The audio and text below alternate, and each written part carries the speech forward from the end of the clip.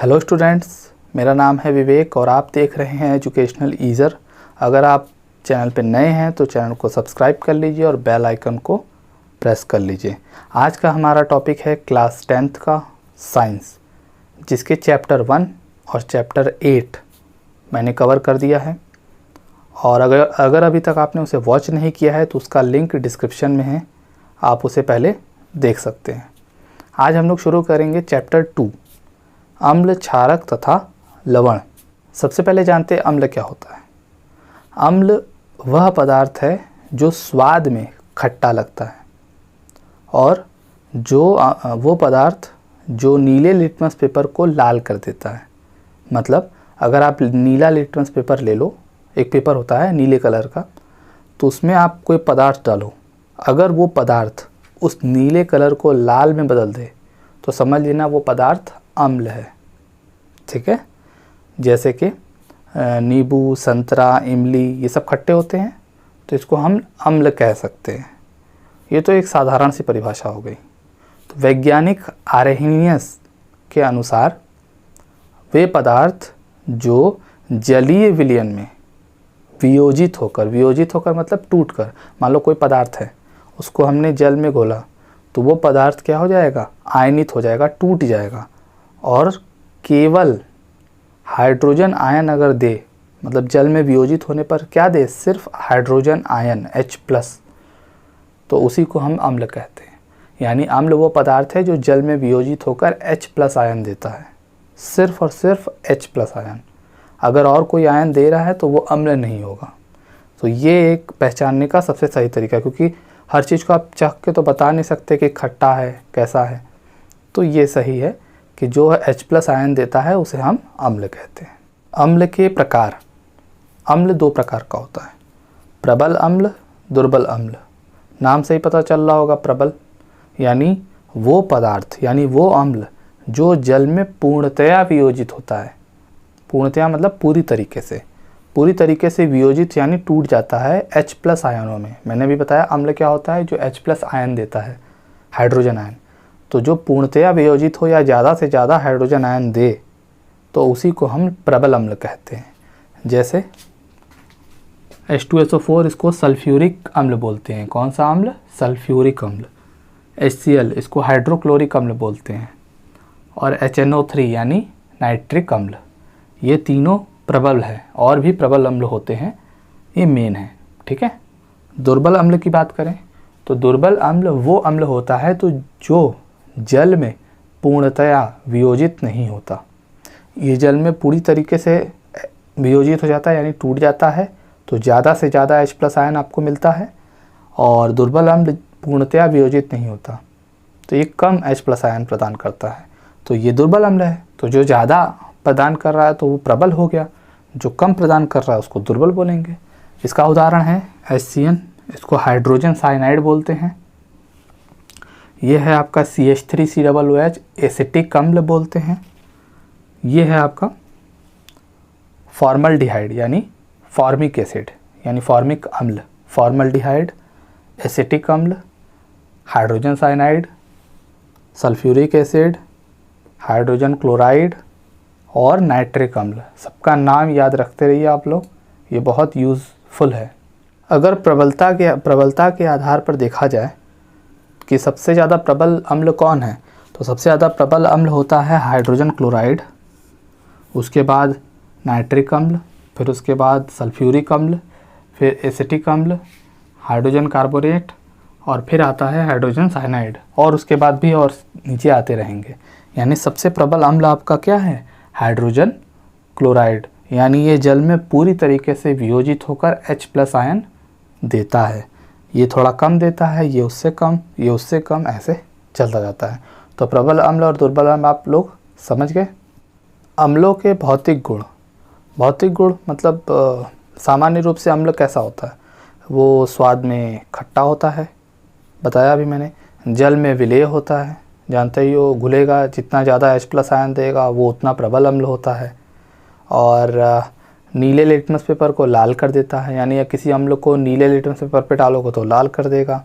और अम्ल संक्षारक भी होता है, यानी अगर अम्ल को लकड़ी, कपड़ा, कागज़, त्वचा, ये सब पे अगर लगाओ या गिराओ तो वो उसको नष्ट कर देता है, यानी ख़राब कर देता है।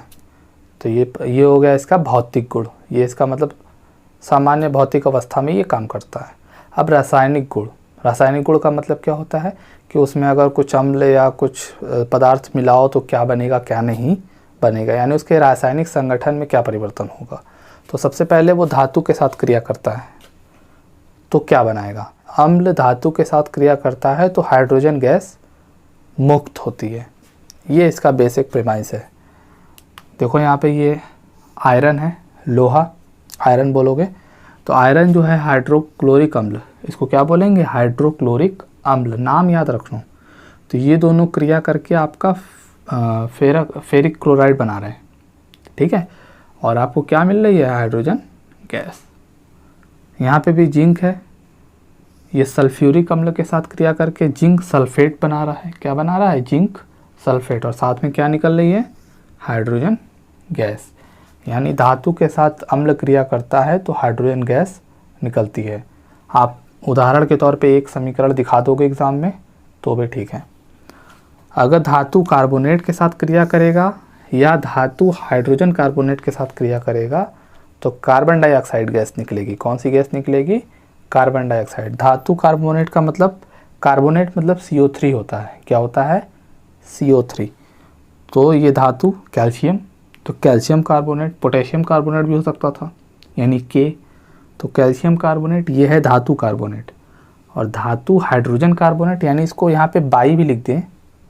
अगर मान लो धातु बाई कार्बोनेट या कैल्शियम बाई कार्बोनेट लिख दे तो भी यही नाम होगा। बाई कार्बोनेट भी लिखा हो कहीं पर तो आप समझ जाना कि वहाँ पर हाइड्रोजन लगा है। तो ये क्या है, कैल्शियम हाइड्रोजन कार्बोनेट, यानी धातु हाइड्रोजन कार्बोनेट। इन दोनों के साथ किसी के साथ भी क्रिया करेगा तो आपको कार्बन डाइऑक्साइड गैस मिलेगी। और बना क्या रहा है, जल बना रहा है और कैल्शियम क्लोराइड बना रहा है, ठीक है। तो ये है सल्फ्यूरिक अम्ल, सल्फ्यूरिक बोल रहे हैं, हाइड्रोक्लोरिक अम्ल है। ये क्या है, हाइड्रोक्लोरिक अम्ल। तो आई थिंक आप समझ गए होंगे कि धातु के साथ क्रिया करेगा तो हाइड्रोजन गैस निकलेगी, धातु कार्बोनेट या धातु हाइड्रोजन कार्बोनेट के साथ क्रिया करेगा तो कार्बन डाइऑक्साइड गैस निकलेगी। ये इसका है रासायनिक गुण। अब हम जानेंगे अम्ल का उपयोग। अम्ल का उपयोग कहाँ कहाँ होता है। अम्ल का उपयोग सबसे पहले हम सल्फ्यूरिक अम्ल की बात करते हैं। सल्फ्यूरिक अम्ल मतलब H2SO4। तो H2SO4 का उपयोग हम लोग पेट्रोलियम उद्योग में करते हैं या प्लास्टिक में करते हैं या उर्वरक के बनाने में, उर्वरक जानते ही हो जो छिड़काव किया जाता है खेतों में, तो इन सब में हम सल्फ्यूरिक अम्ल का यूज़ करते हैं। दूसरा नाइट्रिक अम्ल की बात करें तो नाइट्रिक अम्ल का उपयोग जो होता है सोना चांदी के शोधन में। शोधन का मतलब क्या कि खनिज के रूप में होता है, तो सोना चांदी को अलग करना, प्योर सोना चांदी शुद्ध, तो उसमें जो है नाइट्रिक अम्ल का यूज़ करते हैं। विस्फोटक बनाने में भी यूज़ होता है इसका, दवाइयों में यूज़ होता है, औषधियाँ बनाने में। तो इस सब जगह पे नाइट्रिक अम्ल यानी HNO3 का यूज़ होता है। तीसरा हाइड्रोक्लोरिक अम्ल की बात करें। हाइड्रोक्लोरिक अम्ल जो है कपड़े को रंगने में या लोहे की चादर को रंगने में, लोहे की चादर को रंगने में नहीं, रंगने से पहले उसको कलई करने से पहले उसको साफ़ किया जाता है, तो हाइड्रोक्लोरिक अम्ल का यूज़ करते हैं। हाइड्रोक्लोरिक अम्ल मतलब HCl, कपड़ों को रंगने में, तो ये सब काम में इसका यूज़ किया जाता है। तो ये सब अम्लों का उपयोग है। अब क्षारक की बात करते हैं। क्षारक क्या होता है। क्षारक वो पदार्थ होता है जो स्वाद में कड़वा या तीक्ष्ण लगता है, यानी उसका स्वाद काफ़ी बेकार सा होता है और वो लाल लिटमस पेपर को नीला कर देता है। अम्ल क्या कर रहा था, नीले को लाल कर रहा था, लेकिन ये जो क्षारक होता है वो क्या करता है, लाल लिटमस पेपर को नीला कर देता है। जैसे कि साबुन एक क्षारक है।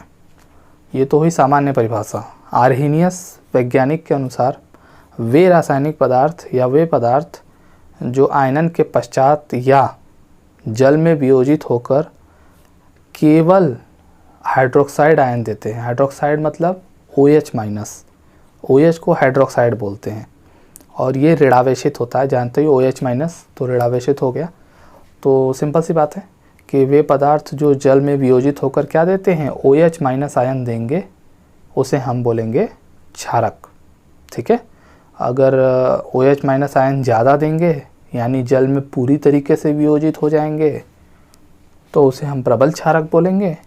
जो जल में कम वियोजित होंगे, पूर्णतया वियोजित नहीं होंगे, उसे हम दुर्बल क्षारक बोलेंगे। जैसा कि अम्ल में था, अगर जल में वियोजित होकर H+ आयन दे रहा था तो प्रबल अम्ल था। उसी तरह जल में वियोजित होकर OH माइनस आयन देगा ज़्यादा से ज़्यादा तो प्रबल क्षारक होगा। OH माइनस आयन कम देगा, कम वियोजित होगा, आधा तिया घोलेगा तो उसे हम क्या बोलेंगे, दुर्बल क्षारक। ठीक है, नाम याद रख लो इसका। प्रबल क्षारक है आपका potassium hydroxide, sodium hydroxide, barium hydroxide. ये तो आसान है याद करना, potassium, sodium, barium, aluminium hydroxide, और ये है अमोनियम हाइड्रोक्साइड, अमोनियम। तो सबसे प्रबल क्षारक कौन है, पोटेशियम हाइड्रोक्साइड, फिर अमोनियम हाइड्रोक्साइड, फिर सोडियम हाइड्रोक्साइड, अमोनियम हाइड्रोक्साइड, फिर बेरियम हाइड्रोक्साइड, उसके बाद भी आएगा। तो सबसे प्रबल क्षारक है आपका पोटेशियम हाइड्रोक्साइड। तो सबसे प्रबल क्षारक आपका KOH हो गया, और सबसे प्रबल अम्ल क्या था, HCl। तो ये हो सकता है पूछ ले आपसे। तो ओवरऑल अभी तक आपने जो पढ़ा उसमें अम्ल जो है H+ आयन देता है और क्षारक OH माइनस आयन देता है। क्लियर।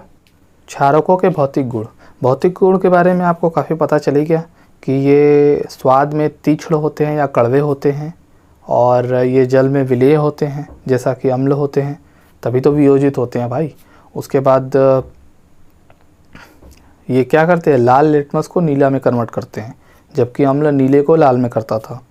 दूसरा, ये भी अम्ल की तरह संक्षारक होते हैं, ये भी धातुओं को और चीज़ों को नष्ट करते हैं, लेकिन अम्ल से कम करते हैं। अम्ल ज़्यादा नष्ट करता है यानी ज़्यादा संक्षारक होता है, और क्षारक कम संक्षारक होता है। और एक और इसमें आप भौतिक गुण बोल सकते हो, ये थोड़े छूने में चिकने होते हैं जैसा कि साबुन होता है। तो ये था भौतिक गुण। रासायनिक गुण की बात करें तो सबसे पहला रासायनिक गुण वही है जो अम्ल का था, कि अम्ल धातु के साथ क्रिया करता था तो हाइड्रोजन गैस मुक्त होती थी। तो यहाँ पे भी वही है कि वो धातु के साथ क्रिया करके क्या करता है, हाइड्रोजन गैस मुक्त कराता है। ठीक है, जैसे कि यहाँ जिंक है, जिंक जो है ये कौन सा क्षारक है, सोडियम हाइड्रोक्साइड। नाम याद रखते रहो क्योंकि बहुत इंपॉर्टेंट है। सोडियम हाइड्रोक्साइड के साथ क्रिया करा के सोडियम जिंकेट बना रहा है। क्या बना रहा है, सोडियम जिंकेट, और ये हाइड्रोजन गैस निकल जा रही है। तो ये भी सेम है, यानी किसी भी क्षार में धातु को क्रिया कराओगे तो हाइड्रोजन गैस निकलेगी, किसी भी अम्ल में धातु को क्रिया कराओगे तो भी हाइड्रोजन गैस निकलेगी। अधात्विक ऑक्साइड लिखा है। अधात्विक ऑक्साइड का मतलब ऐसा ऑक्साइड जिसमें धातु ना हो, जैसे कि ये कार्बन डाइऑक्साइड है जिसमें ये कार्बन है, तो ये कार्बन अधातु है। क्या है, अधातु। तो इसे हम अधात्विक ऑक्साइड बोलेंगे। क्या बोलेंगे, अधात्विक ऑक्साइड। तो जब कोई अधात्विक ऑक्साइड किसी क्षारक से क्रिया करता है तो जल तथा लवण बनाता है। अब लवण क्या होता है वो हम लोग नेक्स्ट वीडियो में पढ़ेंगे। यहाँ मैं बता देता हूँ कि जब अम्ल है, कोई अम्ल है, अम्ल और क्षार की क्रिया होती है तो लवण बनता है। वो होता क्या है, अम्ल की जो प्रबलता है ये क्षारक क्या करता है, उसको ख़त्म कर देता है और अपनी भी प्रवृत्ति खो देता है। यानी एक तरह से कह सकते हो कि अम्ल और क्षार जो ताकतवर लोग लड़ते हैं तो दोनों की शक्तियाँ ख़त्म हो जाती हैं और एक नया चीज़ बनता है, उसे हम लवण बोलते हैं। तो उसको हम लोग नेक्स्ट वीडियो में पढ़ेंगे।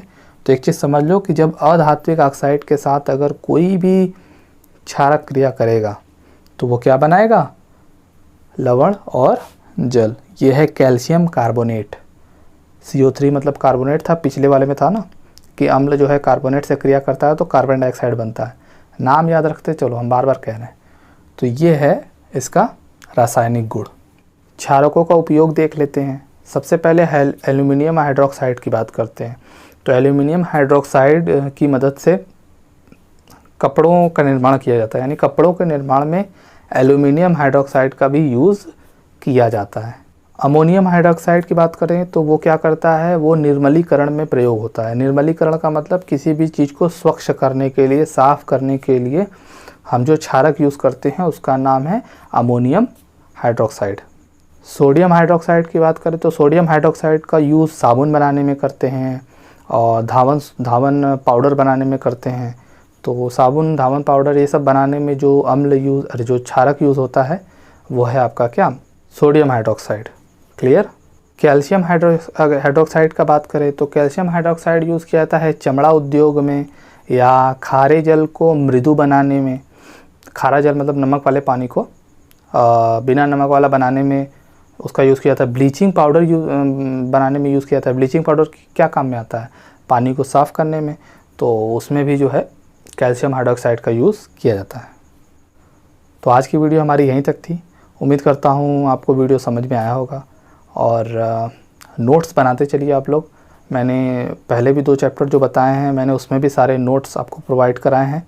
इस चैनल पे नोट्स आपको हर चैप्टर के मिलेंगे। तो अपने दोस्तों से वीडियो को शेयर करिए, वीडियो को लाइक करिए, सब्सक्राइब कर लीजिए, जुड़ जाइए चैनल से, जिससे कि अगर नेक्स्ट वीडियो आएगा तो आपको मिल जाए फटाफट।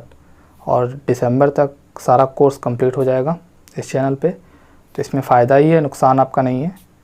तो जुड़े रहिए और शेयर करते रहिए। हम लोग मिलेंगे नेक्स्ट वीडियो में, तब तक के लिए बाय बाय।